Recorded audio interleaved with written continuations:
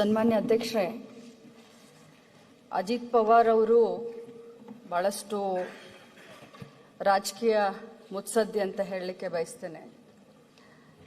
ನಾವು ಗಡಿ ಜಿಲ್ಲೆ ಗಡಿ ಭಾಗದಲ್ಲಿ ಇರೋದ್ರಿಂದ ಅಜಿತ್ ಪವಾರ್ ಅವರ ಬಹಳಷ್ಟು ಅನುಯಾಯಿಗಳು, ಅಭಿಮಾನಿಗಳು ನಮ್ಮಲ್ಲಿ ಕೂಡ ಬಹಳಷ್ಟು ಇದ್ದಾರೆ.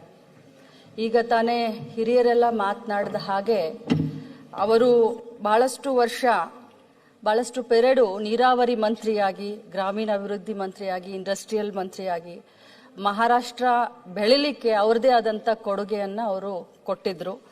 ಅದರಲ್ಲೂ ಕೂಡ ಅವರು ಬಹಳಷ್ಟು ಧೈರ್ಯವಂತರಾಗಿದ್ರು. ಬಹಳಷ್ಟು ಧೈರ್ಯವಂತದಿಂದ ಬಹಳಷ್ಟು ಡಿಸಿಷನ್ಗಳನ್ನು ಬಹಳಷ್ಟು ತಗೊಳ್ತಾ ಇದ್ರು.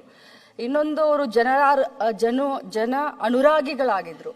ಯಾಕಂತಂದ್ರೆ ಬೆಳಗ್ಗೆ 6:30 ಗಂಟೆಗೆ ನಾವು ಬಹಳಷ್ಟು ಜನ ಹೇಳ್ತಾರೆ ನಮಗೆ, ಯಾಕಂದ್ರೆ ಬಹಳಷ್ಟು ಹತ್ತಿರದ ಸಂಬಂಧಗಳು ಇರೋದ್ರಿಂದ ನನ್ನ ಕ್ಷೇತ್ರದಲ್ಲಿ ಮತ್ತು ಬಾರಾಮತಿ ಇದಕ್ಕೆ.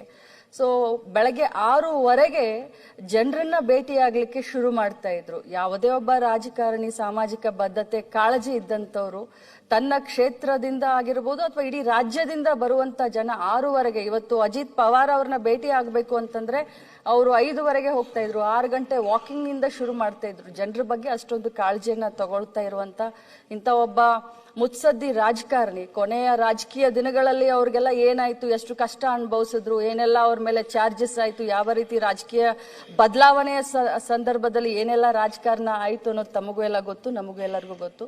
ಬಟ್ ಅವರು ಈ ರೀತಿ ಇವತ್ತು ಬೆಳಗ್ಗೆ ದುರ್ಘಟನೆಯಲ್ಲಿ ತೀರ್ಕೊಂಡಿದ್ದಾರೆ ಅಂತ ಹೇಳಿದಾಗ ನಿಜವಾಗ್ಲೂ ನನಗೆ ಆಗಲಿ ನಮ್ಮ ಅವರ ಅಭಿಮಾನಿಗಳಿಗೆ ನಂಬಲಿಕ್ಕೆ ಆಗಲಿಲ್ಲ.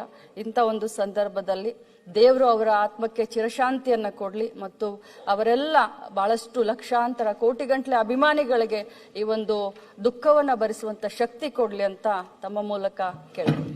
ಲಕ್ಷ್ಮಣ್ ಸರ್.